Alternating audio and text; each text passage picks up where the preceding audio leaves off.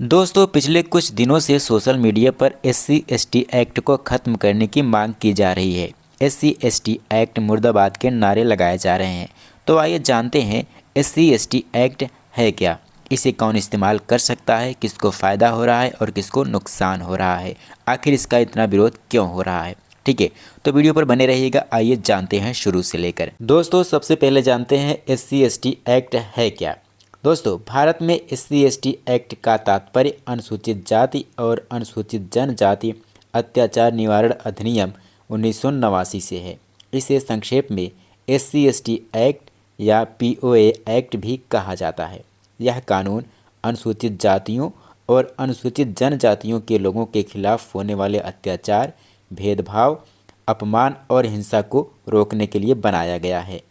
यह कानून दलितों और आदिवासियों को सामाजिक, आर्थिक और शारीरिक शोषण से बचाने का एक मजबूत हथियार है। इसे 1989 में लागू किया गया था, लेकिन 2015 और 2018 में इसमें संशोधन किए गए ताकि यह और भी प्रभावी हो सके। अब आइए बात करते हैं प्रमुख उद्देश्य के बारे में। SC/ST एक्ट का मुख्य उद्देश्य क्या है। सबसे पहला है अत्याचार रोकना। SC/ST समुदाय के लोगों के खिलाफ होने वाले अपराधों को सख्ती से दंडित करना।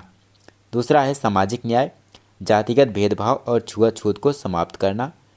अगला है विशेष सुरक्षा, इन समुदायों को कानूनी और आर्थिक सहायता प्रदान करना। और चौथा है तेज न्याय, यानी विशेष अदालतों के माध्यम से मुकदमों को शीघ्र से शीघ्र निपटाया जाना। अब आइए बात करते हैं कि SC/ST एक्ट किन अपराधों को कवर करता है और मुख्य प्रावधान क्या है। सबसे पहले बात करते हैं अत्याचार के प्रकारों की। इस कानून के तहत निम्नलिखित कार्य अपराध माने जाते हैं अगर वे SC/ST व्यक्ति के खिलाफ किए जाए। जैसे अपराध का प्रकार की बात करें तो शारीरिक हिंसा। ठीक है, शारीरिक हिंसा में मारपीट, हत्या, बलात्कार, यौन शोषण। सामाजिक अपमान की बात करें, जाति सूचक गालियाँ देना, छुआछूत करना। संपत्ति पर हमला की बात करें तो घर जलाना, जमीन कब्जाना, पशु की चोरी करना। और आर्थिक शोषण की अगर बात की जाए तो मजदूरी न देना, बंधुआ मजदूरी। धार्मिक अपमान की बात की जाए तो मंदिर में प्रवेश से रोकना, पूजा में बाधा करना। चुनावी धांधली की बात करें तो SC/ST उम्मीदवार को वोट देने से रोकना। यहाँ पे एक चीज़ नोट करने वाली बात है कि अपराध तभी बनता है जब अपराध जाति के आधार पर किया जाए और सार्वजनिक स्थान पर हो। याद रखिएगा, सार्वजनिक स्थान पर हो या निजी भी हो तो अपमानजनक हो। ठीक है, इसमें सज़ा के क्या प्रावधान हैं। जैसे छोटे अपराध जैसे होते हैं, जैसे गाली देना, तो इसमें 6 महीने से 5 साल तक कैद और जुर्माने का प्रावधान है। गंभीर अपराध में जैसे मारपीट हो गया, बलात्कार हो गया, तो इसमें 5 साल से आजीवन कारावास तक की सज़ा का प्रावधान है। और अगर हत्या हो जाती है तो इसमें मृत्युदंड या फिर आजीवन कारावास का प्रावधान है। अब महत्वपूर्ण विशेषताओं की बात कर लेते हैं SC/ST एक्ट की। सबसे पहले विशेष अदालतें।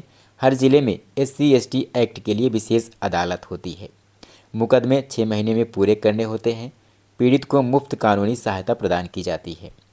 अब बात करते हैं आर्थिक सहायता की। नुकसान और सहायता की राशि की बात करें तो हत्या में 5 लाख से 25 लाख, बलात्कार में 5 लाख, घर जलने की स्थिति में 1 लाख से 5 लाख, अंग भंग होने की स्थिति में 2 लाख से 10 लाख आर्थिक सहायता का प्रावधान है। किसको? जो पीड़ित होता है। और ये राशि कौन देता है? राज्य सरकार देती है। अगली चीज़ है जमानत पर सख्ती। 2018 का संशोधन।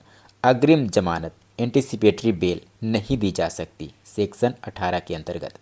यदि सामान्य जमानत मिलती भी है तो सख्त शर्तों के साथ मिलती है। SC/ST एक्ट मामले में पुलिस को FIR दर्ज करना अनिवार्य होता है, भले ही प्रथम दृष्टया मामला कमज़ोर लगे।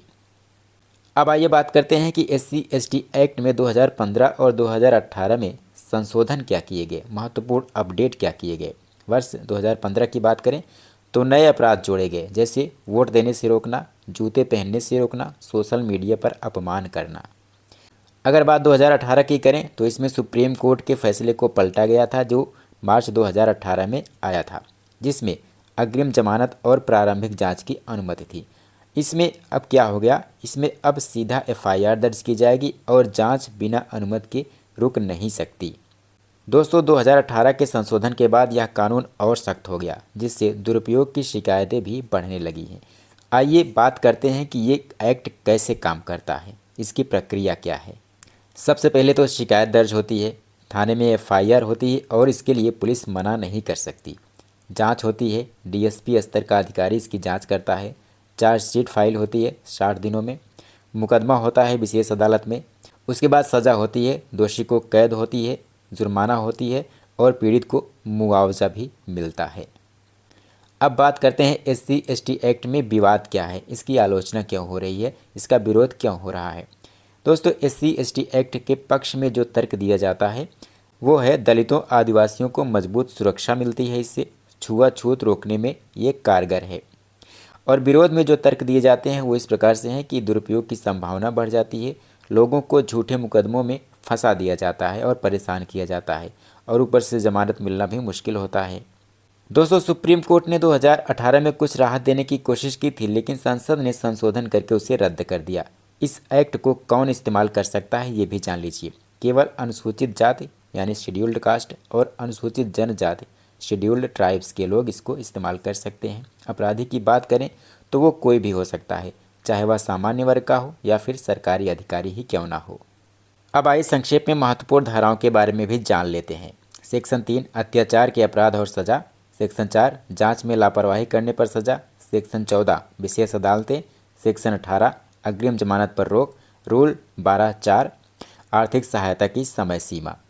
अगर आप इस कानून के तहत कोई शिकायत करना चाहते हैं तो नज़दीकी थाने या जिला विधिक सेवा प्राधिकरण DLSA से संपर्क कर सकते हैं।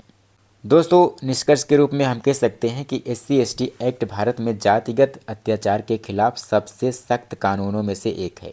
यह दलितों और आदिवासियों को सम्मान, सुरक्षा और न्याय दिलाने का प्रयास करता है, लेकिन इसके दुरुपयोग को रोकने के लिए जागरूकता और निष्पक्ष जांच जरूरी है।